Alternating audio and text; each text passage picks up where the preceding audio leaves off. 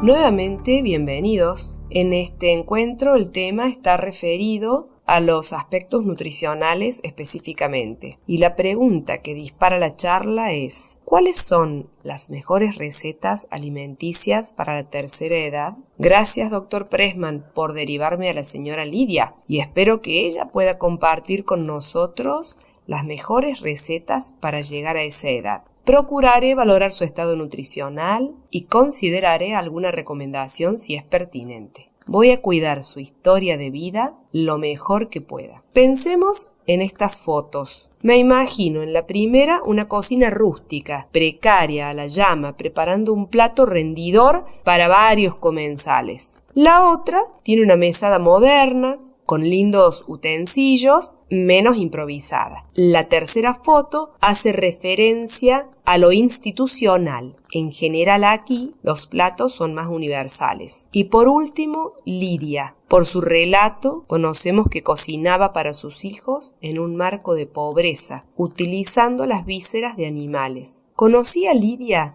el valor nutricional de sus platos? Aseguró de esa manera el desarrollo y crecimiento de sus hijos. Imagino sabores, olores, texturas en cada situación. Lo nutricional más o menos pensado, condicionado por diversas variables, y justamente de eso se trata. Lo primero y fundamental es el contexto personal, social y biológico de nuestro paciente. El Día de los Muertos, en México, es una celebración colorida, festiva, que honra a todos los seres queridos que han fallecido. Se celebra los días 1 y 2 de noviembre, coincidiendo con la celebración católica del Día de Todos los Santos y el Día de los Fieles Difuntos. Se cree que durante estos días los espíritus de los difuntos regresan a visitar a sus seres queridos. Durante esta festividad, las familias crean verdaderos altares en sus hogares y también en los cementerios, adornados con fotografías de sus seres queridos fallecidos, así como objetos y alimentos que ellos solían disfrutar en vida. Por lo tanto, las familias pasan tiempo juntas, recordando a sus seres queridos, compartiendo historia y comiendo los alimentos favoritos de sus difuntos.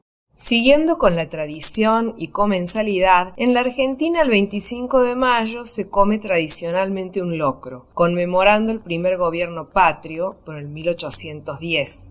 Es un plato ancestral y tiene todas sus variantes en Latinoamérica. Y la tradición y la cultura también se viven en el cine, con el famoso pororó, pururú, palomitas de maíz, dulces o saladas. Este ambiente cambió fundamentalmente en los últimos años. Ahora se puede ver una película comiendo mucho más que un pororó. Se comen nachos, hamburguesas, fajitas. Para los adolescentes y los niños, también para los adultos, parece un acto terrorista entrar a ver una película sin algo para comer o beber. ¿Cuántos sentidos se ocupan en el mismo momento? El olfato, gusto, vista, audición, sensorialidad a plena máquina. Los hábitos son moldeados por la cultura y un poco dirigidos por la industria. ¿Qué propone la nueva comensalidad y quién dirige a la nueva comensalidad? Una empresa de delivery lanzó una serie de publicidades bajo el mismo concepto o fundamento. Son dos: no cocinar para uno solo y no perder el tiempo cocinando para otros. El primer fundamento de no cocinar para uno solo subestima la capacidad del individuo para gestionar las compras para una sola persona. Y en el segundo es no perder el tiempo cocinando, porque en ese momento el individuo no puede compartir con sus amigos el rato. Ese sería el concepto, o sea, la ilegitimidad del tiempo en la cocina. La comensalidad es comer juntos, pero el alimento dio origen a la comensalidad. La preparación es un acto colectivo, complementario. Se come como un acto social también. Se regula la ingesta bajo la comensalidad. Uno aprende a comer, a cocinar, a hablar. La pregunta es si la nueva comensalidad viene sin tradición. ¿Qué comían las personas hace 80 años. Cuando Lidia era pequeña, se disponía de alimentos con temporalidad. La leche, por ejemplo, se vendía en el domicilio. Pasaba el lechero. Tenía tachos con medidores y vendía los litros de leche. Se olía a comida en los hogares desde la mañana. Se descansaba en la siesta como norma. Se jugaba en las calles y se merendaba escuchando la radionovela de la época. Se tomaba siempre sopa, se comía puchero, se hacían muchos guisos con arroz y con azafrán como condimento, costeletas, huevos, pollos enteros, huevos caseros también, vísceras, se usaban las vísceras de todos los animales. Era común que las personas tuvieran gallinas en los patios, en los barrios. Existían los mercados, por ejemplo el mercado de barrio San Vicente, un barrio muy conocido acá en Córdoba, en donde se compraban los alimentos, como dije, con temporalidad. ¿Se imaginan cuántos cambios ha transitado una persona de más de 80 años en su vida? Lo mismo sucede con la alimentación. Se fue desacreditando las características de algunos platos con fundamentos basados en la evidencia o en la ciencia, supuestamente.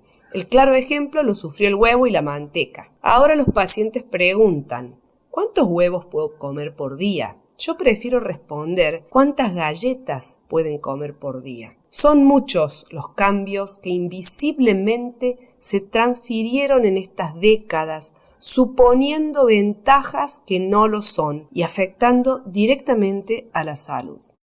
Hemos hablado del envejecimiento como un proceso fisiológico que coexiste con enfermedades crónicas en un contexto ambiental determinado que lo condiciona de manera fundamental. Todo esto caracteriza la fragilidad de cada individuo. La identificación temprana de los factores de riesgos que promueven a la desnutrición, a la malnutrición en los adultos permite mejorar su calidad de vida de manera sustancial y la sobrevida en situaciones de cronicidad. Los cambios fisiológicos ya se repasaron en este curso: la producción de la saliva, la motilidad del estómago y del esófago, los cambios en la microbiota intestinal, la disminución de la absorción de nutrientes, las continencias o la pérdida de las mismas, que muchas veces no son fisiológicas sino patológicas y que se esconden bajo el interrogatorio no realizado, sumado a condiciones de patologías propias determinantes como las consecuencias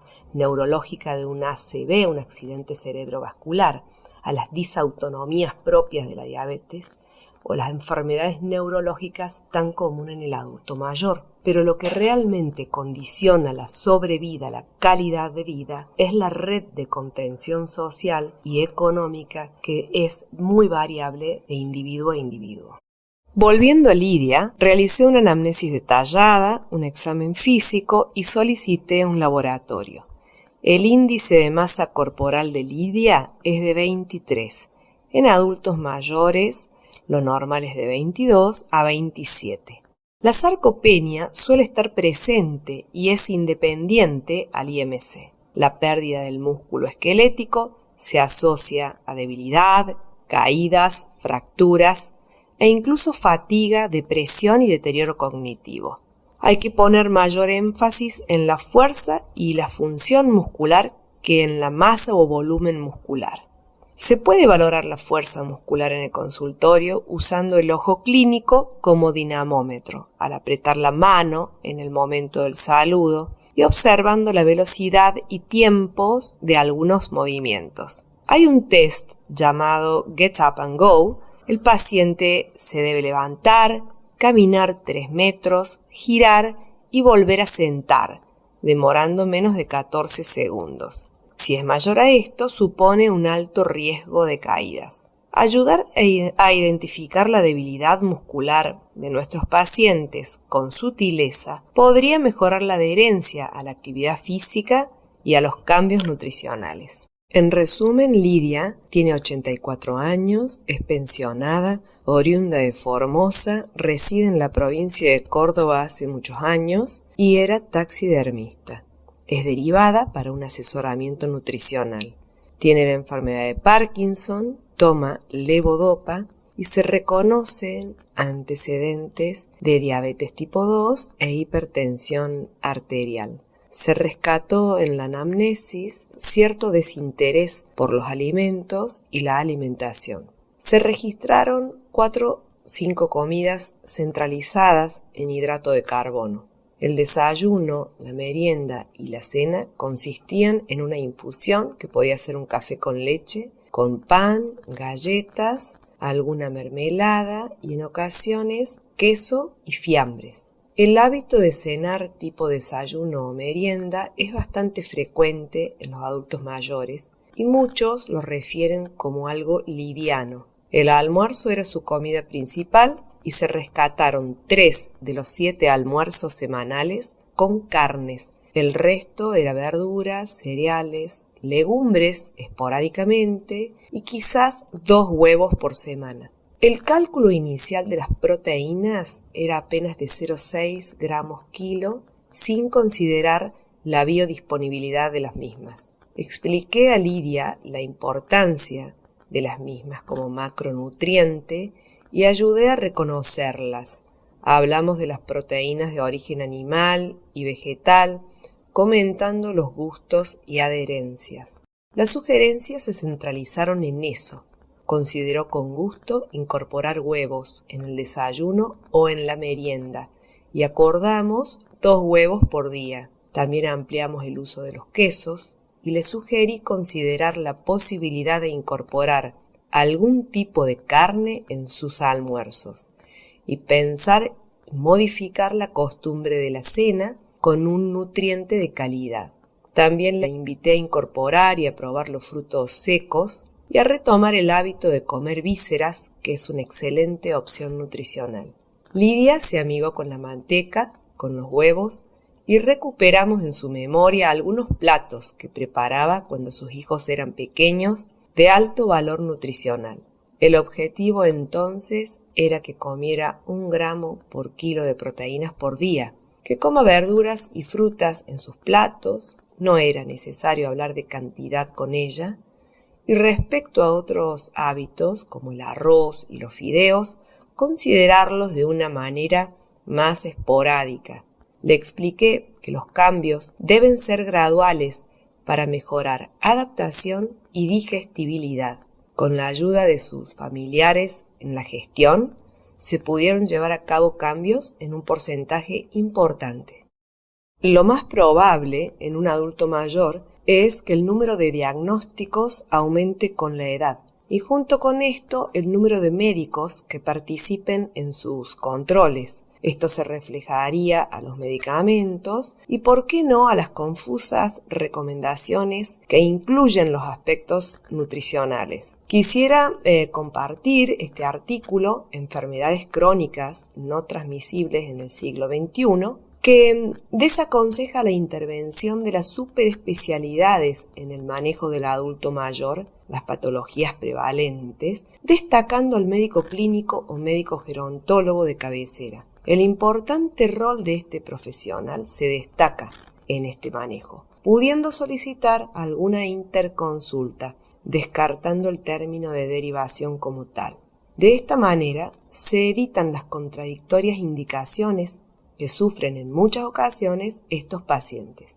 Las expectativas con los lineamientos nutricionales en una persona de más de 65 años, con su propia trayectoria desde la alimentación, deben ser acordadas con el paciente y la familia. Según el contexto, el número de ingestas, interrogar acerca del apetito, el gusto, la masticación, la digestibilidad, revalorizar momentos del desayuno y la merienda para nutrientes más efectivos, no centralizados solo en la panificación. Tratar de respetar el almuerzo y la cena para planificar una nutrición efectiva y considerar las proteínas como ordenadoras de los consejos nutricionales. Un macronutriente que se sugiere en general a 1 gramo kilogramo día y a partir de ahí los hidratos de carbono y grasas por gusto y preferencia.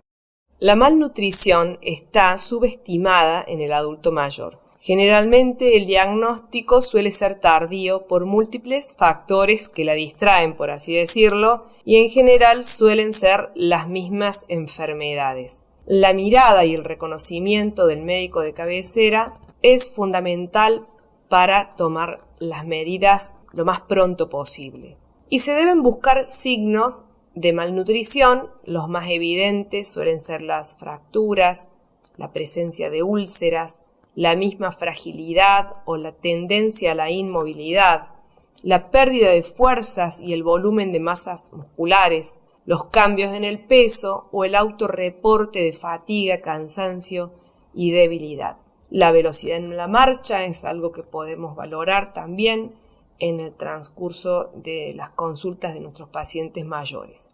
Y tener en cuenta que el índice de masa corporal a partir de los 65 años puede considerarse normal entre 22 y 27. ¿Y cuáles son los signos a favor de la malnutrición, desnutrición o malnutrición en sobrepeso y obesidad? En cuanto a la desnutrición, pacientes con pérdida de peso mayor al 5% en 30 días o mayor al 10% en 6 meses, con un índice de masa corporal menor a 22. Y en el caso de sobrepeso u obesidad, índice de masa mayor a 30, aumento o pérdida de peso mayor a 10% en los 6 últimos meses. Y en ambos casos, una albúmina menor a 3.5, un MNA, que ya se los voy a presentar, menor a 17 puntos, y la circunferencia de pantorrilla como dato antropométrico menor a 31, aunque la misma también tiene sus pequeñas variables en sus diferentes edades a partir de los 65 años hasta los 90 años. El MNA es una herramienta tipo cuestionario que se divide en dos partes. En la primera se responden 7 aspectos nutricionales y sale la primera evaluación que puede decir que el paciente tiene un riesgo nutricional o una malnutrición. Si es así, se invita a continuar con el cuestionario y en total son 18 ítems. Bastante sencillo, un poco largo por los tiempos que se disponen en la consulta, pero de gran ayuda para gestionar soluciones. Entonces, esto puede arrojar 3 posibilidades diagnósticas: un estado nutricional normal, riesgo de malnutrición o malnutrición. Una vez realizado el diagnóstico, se debe elaborar un plan para la malnutrición o el riesgo nutricional. Y los mismos datos que puntuaron esta evaluación deben ser tenidos en cuenta para el plan de acción. Se puede invitar a un especialista o lo puede generar el mismo médico de cabecera, pero hay que hacer una interpretación de la problemática nutricional. Por ejemplo, si el paciente responde en el punto A que no tiene apetito, que tiene dificultad en la masticación, o que el paciente en otro apartado responde que no consume un determinado macronutriente que consideramos importante, o no puede o no recibe ayuda para gestionar la compra o la preparación de los alimentos, eso es parte del plan nutricional que tenemos que abordar. De nada sirve derivar para una redacción de un plan proteico hipercalórico si no tenemos en cuenta estas particularidades que hacen a la evaluación de este complejo tema de la malnutrición. Es importante considerar la suplementación en el adulto mayor, y esto es una oración afirmativa, pero como siempre debe ser individualizada y supervisada, según la evaluación nutricional, el laboratorio, la alimentación, las intolerancias, las posibilidades. Hay que reconocer que las recomendaciones de la suplementación están en un momento de máxima expresión. La pregunta es si en el adulto mayor la suplementación es algo complementario o necesario. ¿Y qué dice la evidencia acerca de este tema? Algunas conclusiones son muy interesantes y parecen acertadas. Por ejemplo, suplementar con B12 mejoraría la función cognitiva. La suplementación con probióticos puede mejorar también el estado de ánimo y la función cognitiva y la microbiota intestinal. Los suplementos orales de magnesio pueden mejorar el insomnio. La suplementación con proteínas de suero lácteo pueden mejorar junto al entrenamiento, la sarcopenia en los adultos mayores. Estas son revisiones, ensayos controlados, aleatorios, metaanálisis. Parecen acertados, pero a la hora del detalle son insuficientes para una recomendación universal. Y estamos a la espera de más trabajos que brinden más evidencia. Pero en el campo de lo nutricional, la evidencia o solicitar un buen nivel de evidencia va a estar complicado por la naturaleza de lo que se solicita. Los nutrientes, las vitaminas y los minerales son difíciles de valorar y hay muchas variables que no permiten generar una conclusión efectiva. Por esa razón, los médicos necesitamos conocer esta información y podríamos considerar prescribirla siempre según el contexto de cada paciente si fuera necesario. Podríamos hacer un listado de interés y necesidad en este tema de la suplementación porque las opciones son muchas. En principio, tener en cuenta que la suplementación no necesariamente tiene que ser una recomendación diaria o permanente. Se pueden tener periodos de alternancia según contexto. Por ejemplo, acerca de las proteínas y el colágeno. Todas las personas que tengan sarcopenia o en su registro nutricional no alcancen 1 gramo por kilo por día de proteínas en registro nutricional podrían ser considerados para esta suplementación. En cuanto al complejo B y todas sus variantes, son intermediarios metabólicos en la neurotransmisión, en la formación de mielina, en la función cognitiva. La suplementación de la B12 suele sugerirse fuertemente en veganos o vegetarianos, en todas las personas que tengan un bypass gástricos o en enfermedades digestivas. Con respecto al calcio y la vitamina D, las recomendaciones son un poco más precisas, alineadas al concepto de osteopenia y osteoporosis. También hay que ajustarlo al paciente, obvio, pero se puede sugerir una ingesta de calcio más o menos de 1000 a 1500 miligramos por día. Siempre el de mejor y mayor biodisponibilidad es el de origen lácteo. Y la vitamina D se puede simplificar con un aporte de una ampolla o frasquito bebible de 100.000 unidades cada 3 meses para mantenimiento. El resto de las vitaminas, los minerales, magnesio, zinc, vitamina C, multivitamínicos y omega 3 pueden y deben ser considerados según el marco teórico, según la tolerancia, según el estado nutricional y según la economía, considerando que estos pacientes pueden tener riesgos absortivos en los micronutrientes. A la hora de pensar en los suplementos, es importante recordar los requerimientos diarios. Buscar a partir de ahí las fórmulas comerciales. También se puede considerar solicitar a una farmacia conocida la preparación de los mismos. Para no demorarnos en la lectura, les dejo el listado de las vitaminas y los minerales con el requerimiento diario en el adulto mayor. Es importante recordar que esta población toma medicamentos que afectan la absorción de vitaminas y minerales, entre ellos la metformina, los hipolipemiantes, los inhibidores de la bomba. Y por último, recordar que las vitaminas liposolubles A, D, E y K mejoran su absorción con la ingesta de las principales comidas. La osteopenia y la osteoporosis son las consecuencias más esperadas y comunes en los cambios del metabolismo fosfocálcico. Esto es normal y propio del envejecimiento, pero las enfermedades crónicas con tratamientos crónicos como diuréticos y corticoides o la subdiagnosticada enfermedad renal crónica, la falta de vitamina D y el calcio que ya mencionamos pueden ser aceleradoras de estas condiciones y promover a la fragilidad y a los riesgos de caídas y fracturas que tanto nos preocupan. Por esta razón, se podría solicitar como screening una densitometría a mujeres mayores de 65 años y a varones mayores de 70 años. El concepto de osteopenia y osteoporosis debería estar alineado al de sarcopenia. La rehabilitación muscular y esquelética con ejercicios activos contra resistencia que incrementen la fuerza, mejoren el equilibrio, evitaría las caídas de una manera muy efectiva. Y también contamos, por supuesto, con la farmacología que tanto se desarrolla en esta área. El objetivo final sería evitar las caídas y fracturas, mantener la independencia en las actividades de la vida diaria y mejorar así la calidad de vida de nuestros pacientes.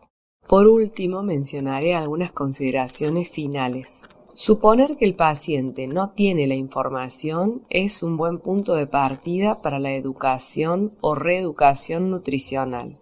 Establecer siempre en conjunto con familiares los objetivos nutricionales factibles, promover la sensorialidad y el gusto, asegurar la ingesta de los líquidos, estar atentos a la medicación que pudiera interferir con la alimentación, evitar restricciones innecesarias que puede venir de la mano de las superespecialidades, considerar texturas en los problemas de masticación y deglución, evitar la sobrecocción porque supone la pérdida de micronutrientes, estar atentos a la gestión de lo referido a la cocina y el cocinar, promover la comensalidad en el adulto mayor porque mejora los aspectos nutricionales, considerar la supervisión si fuera necesario, respetar siempre las costumbres y hábitos, promover la ingesta de proteínas como primer nutrientes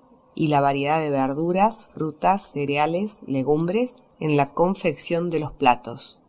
Finalmente, agradezco a la señora Lidia. Gracias a su historia de vida se han desarrollado las recomendaciones de esta charla sobre los aspectos nutricionales en el arte de cuidar a los adultos mayores.